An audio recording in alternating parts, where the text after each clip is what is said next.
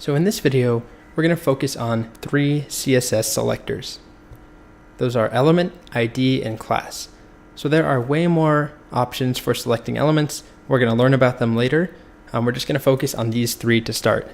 And when I say selector, think back to this general rule that we talked about early on when we started CSS a few videos ago, where we have a selector, and then curly braces, and then some properties.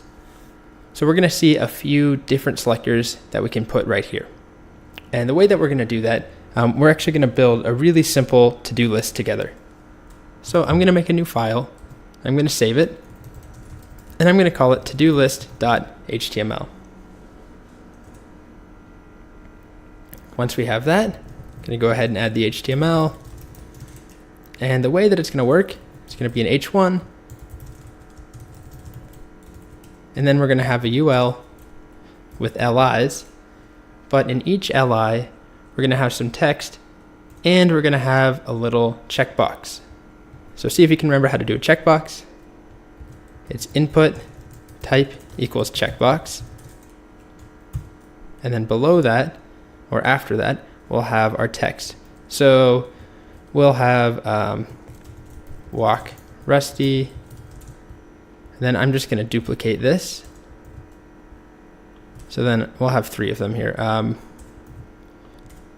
Walk Rusty. Let's do buy groceries. And then lastly, finish recording CSS videos. So if we open this up in a browser, we're going to see a bland and unstyled version of our final product, but the skeleton is there. We have our to-dos, and each one has a little checkbox next to it.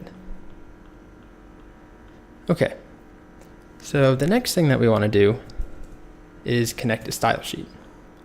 So to do that, this time let's start by connecting a non-existing style sheet, and then we'll go ahead and create the style sheet. So some people would call this error-driven development, where we write something that we know won't work, and then we make it work afterwards. So I'm going to call this todo.css, or todos.css, which doesn't exist. The next thing we're going to do is go ahead and make that file, todos.css. And this does need to be in the same place as todolist.html. Save that. And just to make sure that it's connected, let's do something like body, background, orange. And this is actually what I was talking about in the color video. This is one of the only times I would really use a color like orange. Aside from teaching, I would just use it to make sure something is connected. I just want a bright color. I want to see if this todos.css is being referenced correctly here. So if we refresh, okay, great, things are connected. So what we're going to do is go back to the slides here and talk about the element selector first, which is the one that we've actually devoted a lot of time to already. It's basically the type of a tag. So you specify div or paragraph or body, and then it will select all corresponding elements, all instances that match that. So in this instance, we have two divs, and each div has two paragraphs. And so we set all divs to have background purple. We get 2 purple divs. We set all paragraph to be color yellow. We get 4 yellow paragraphs. So that's what we're doing here when we select the body. We could also do it for all LIs and give them a border, or border of 2 pixels, solid red. And of course, that works on all LIs. Okay, so the next thing that we might want to do is single out one LI or one H1 or one instance of something. So in this example, we're selecting the third LI and turning it yellow. And the way that we do that is actually by altering the HTML slightly and then using a hook that we add to the HTML in our CSS. We'll refer back to it and turn it yellow. So the first step is to add that hook, which is called an ID. And so the way that an ID works, you add it as an attribute to any element, ID equals, and then in quotes, any name that you want. It can be anything. And then what we do is refer to that later by writing octothorpe or hash sign and then the name of the ID. And that will select the one element that matches that ID name. So as an example, let's say that I want this final li here to look slightly different. What I could do is go here, li, and let's give it an ID, and this can be any name at all. Let's just call this special. And the reason I'm saying I'm calling it special, it's not really a great name, but it does show you that the point of using an ID is to single something out. It is a way to target one individual element. And one note about an ID, it can only appear on a page one time. So if I do this, and I try and give the ID special to 2 elements, that's actually invalid HTML. So it's only supposed to be there one time on the page. It's purely used to single a single element out. We can, however, have multiple IDs on a page as long as they don't appear more than once. Okay, so let's go with this special. Now let's make this, let's take a look at it here. It's this last one here. Let's give it a background color. So to do that, ID, the name is special. We go to our CSS file and we write special and we put an octothorpe in front of it. And that just tells CSS that we're talking about an ID. So then all we do is write our CSS in here. So let's do background color. And let's make it yellow.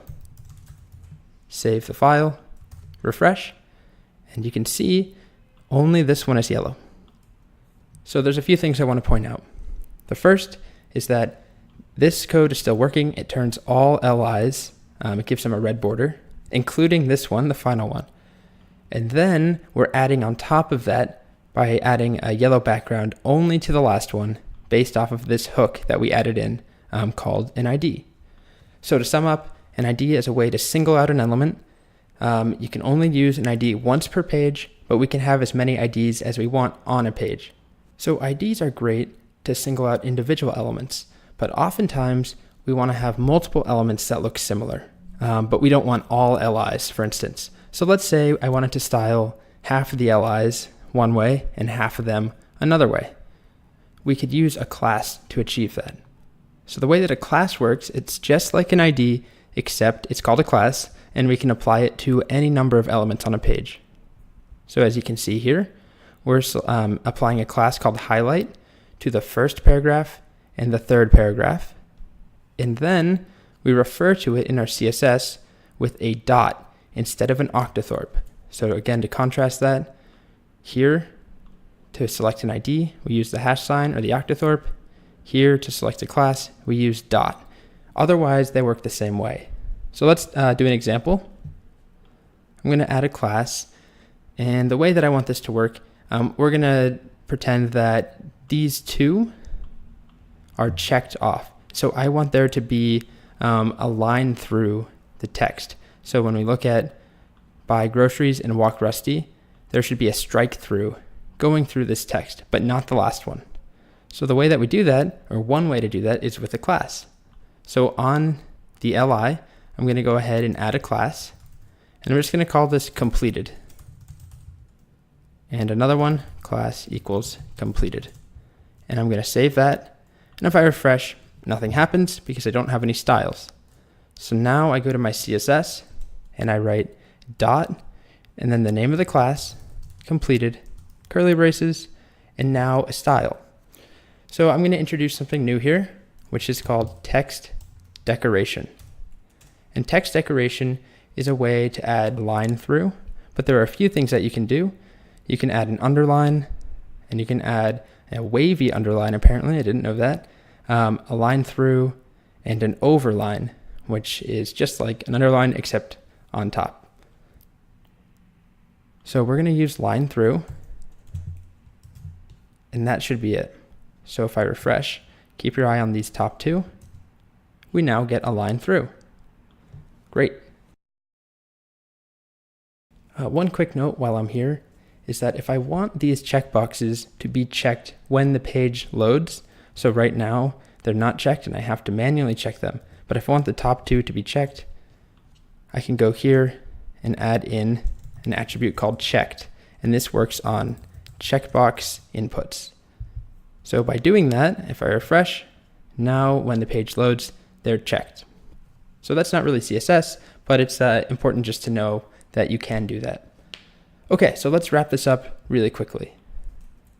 We have the element selector to select all of a given element, all LIs, all divs, all paragraphs. We have the ID selector, which will select the one element with a matching ID, and we always need to use an octothorpe for that, or a hash symbol. And then we have the class selector, which is very similar to the ID selector, except that we select based off of a class name.